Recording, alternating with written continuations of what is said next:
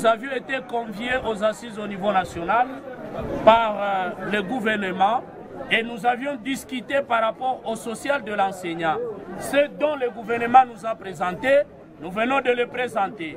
Il ressort de notre restitution ce que nous venons de tracer aux camarades enseignants, qui avait 4 sous-commissions. La sous-commission carrière, la sous-commission statut particulier, la sous-commission santé et cantine scolaire et la sous-commission rémunération. Dans la sous-commission rémunération, il était question de définir une action que le gouvernement devrait réaliser afin de garantir une rentrée de classe apaisée. Et l'action a été proposée, séance tenante dans la plénière.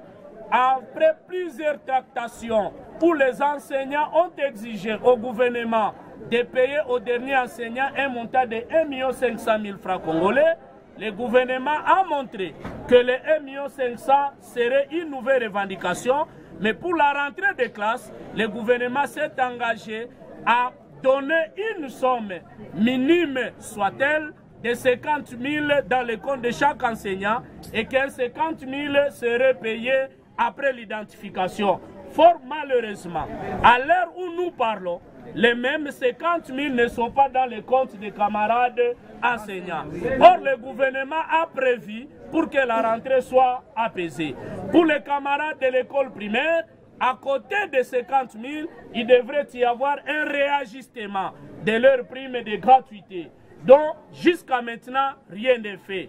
Face à cette promesse, énième fois promesse, les enseignants se disent ne pas être prêts à regagner le chemin de l'école sur base de promesses et par conséquent, le 2 septembre, il n'y aura pas rentrée de classe dans toutes les écoles protestantes.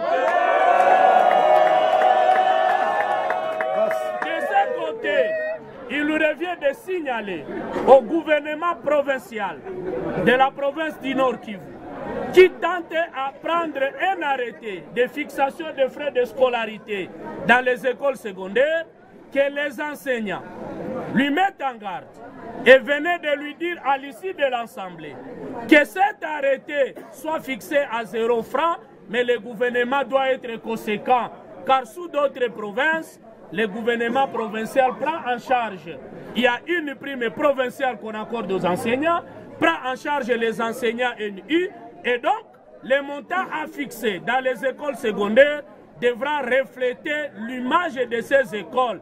Dans le cas contraire, le gouvernement provincial sera responsable, car personne ne va cautionner une gratuité ou une volonté politique et théorique au mépris et au sacrifice de l'enseignant. Raison pour laquelle le gouverneur, avant de prendre son arrêté, doit consulter les enseignants ainsi que les parents d'élèves, chose s'il le fait sans consulter les concernés, il sera conséquent de grandes actions. Voilà ce que nous venons de décider dans l'Assemblée d'aujourd'hui.